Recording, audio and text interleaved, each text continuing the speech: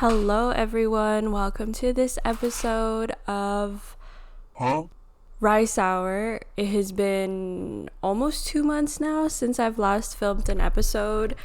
I have been really busy, but I'm glad to be back. Today we're filming episode 4, I think, of Rice Hour.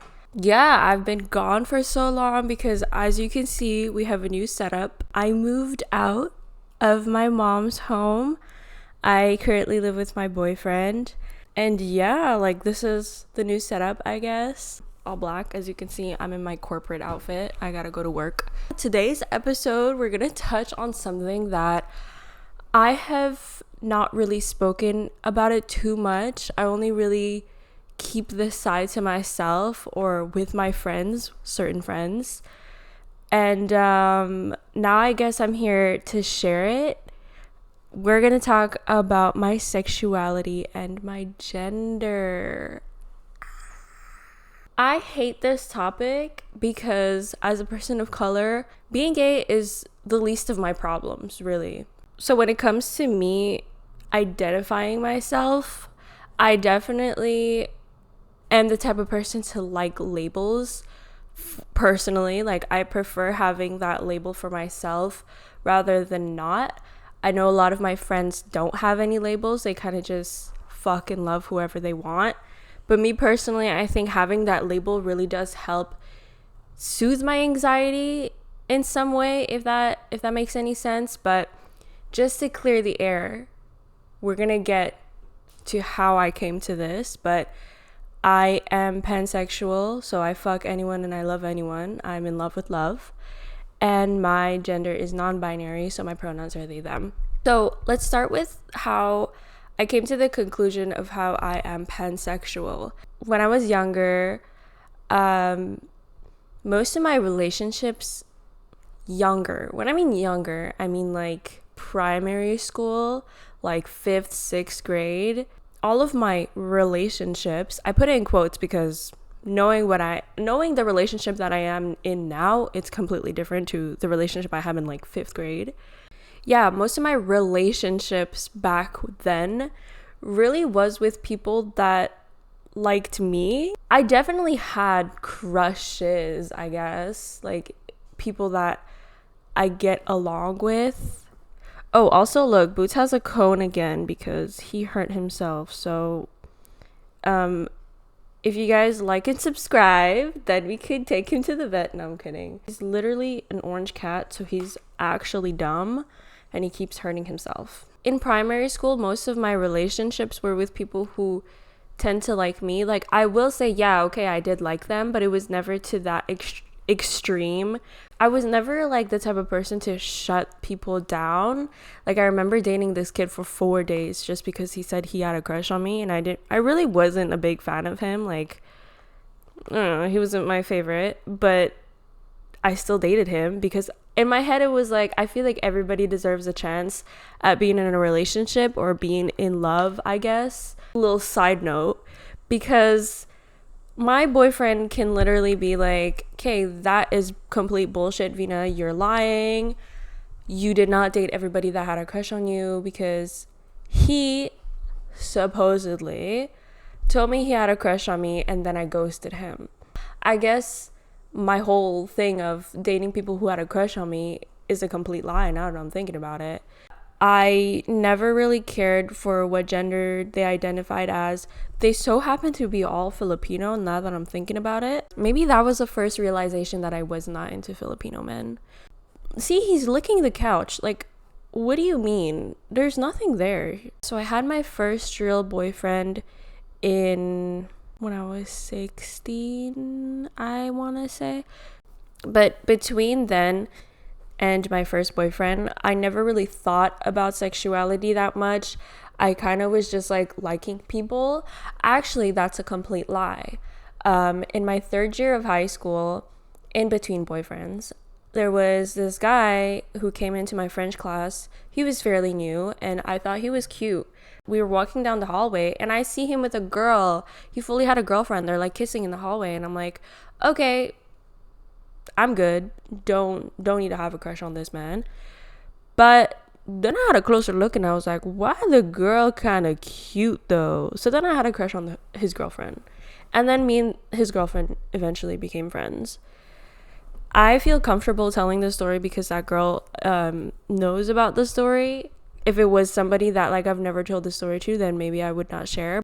Over the time in high school, I've had this like inclination, I guess, that like I did like women, but it was never something that I explored up until that girl, because she comes important later in my arc.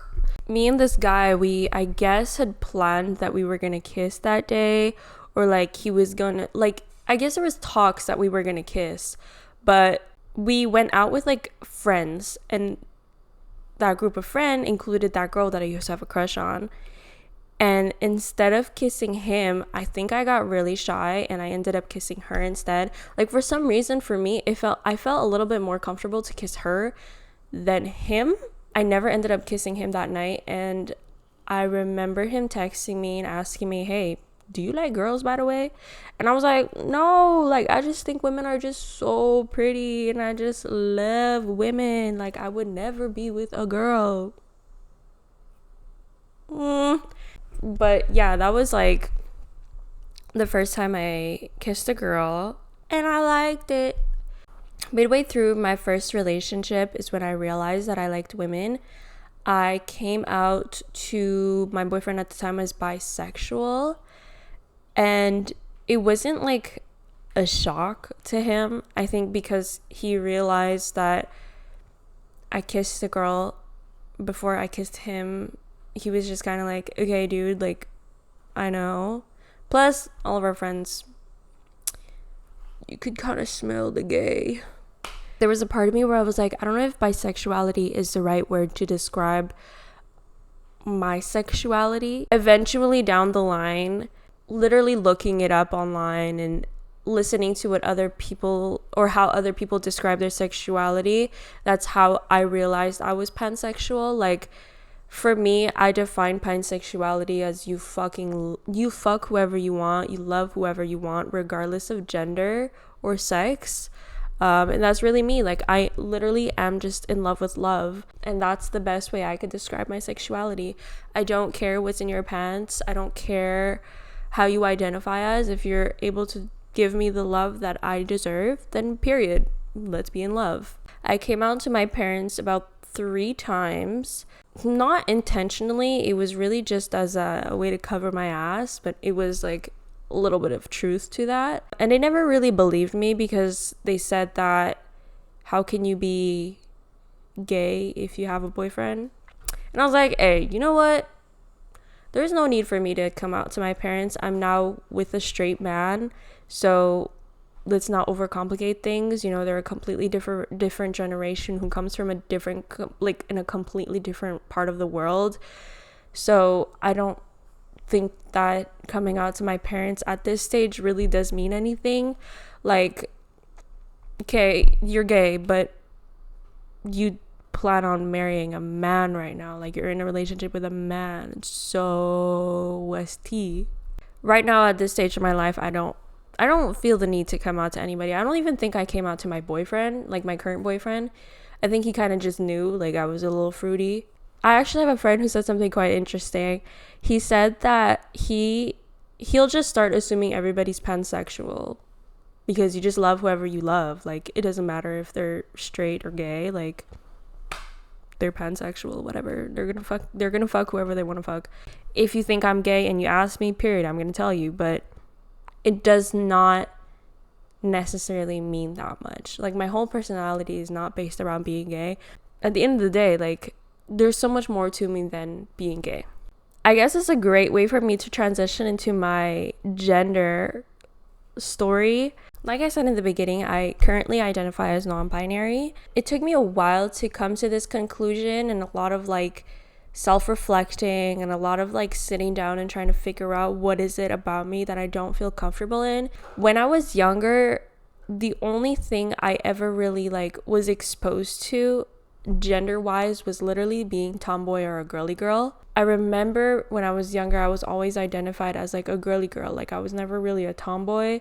For some reason, I was like, okay, y'all see me that way, but I don't see myself that way. I guess I cared a little bit more about taking care of myself, but I don't know. It was just something about everyone saying, hey, but you're a girly girl. And I'm just like, I don't think I'm a tomboy or a girly girl. Once again, younger meaning in like primary school, when everybody really was like, oh, but she's a girly girl and she's a tomboy, and she's a girly girl and she's a tomboy. Then in high school, I didn't think about gender too much. I don't think I knew anyone personally that had come out as a different gender. During COVID, I came out as gender fluid, and at the time I was still like, I had broken up with my first boyfriend, but we were still seeing each other, and I had the hopes that we were going to get back together. So when I came out to somebody that I have been with for a really long time, grew up with, literally shared so much trauma with, and telling them like, hey, I'm gender fluid, and low-key hoping in the back of my head that we were going to get back together, I had assumed that this person was going to give me the reassurance and the love for coming out as gender fluid, because, you know, I once again came out to him as bisexual and he was totally fine with it. So I was like, hey, what's another little coming out story, you know? Like, he was the first person I ever came out to as gender fluid, and, you know, I honestly I expected some support because he was always low-key my support system at the time, but that was not the case, and I was kind of heartbroken a little bit by this. He told me that he could never be with somebody that didn't identify as female. I was like, okay, that's like a dumb reason to not being with me, but okay, I guess. The way that I felt in that moment, I think I replied something along the lines of like, yeah, I do feel like feminine some days, but some days I feel a little bit masculine. That's how I come out as gender fluid. I think for me it was like, oh, but sometimes I don't feel too feminine, sometimes I feel a little bit masculine, sometimes I don't feel neither. So that was the best way for me to identify my gender at the time.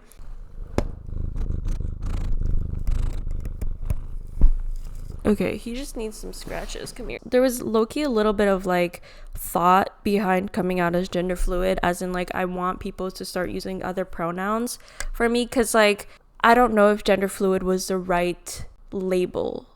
Just like bisexuality, I felt like there was more to it. It was not gender fluid, but at the time that's what felt right. When I came out as gender fluid, I asked my friends to mostly use other pronouns than she, her. I really just wanted to experiment with my gender. So my friends started using they, them, and he, him pronouns around me. And then eventually over time, I've realized that I didn't really resonate with he, him pronouns.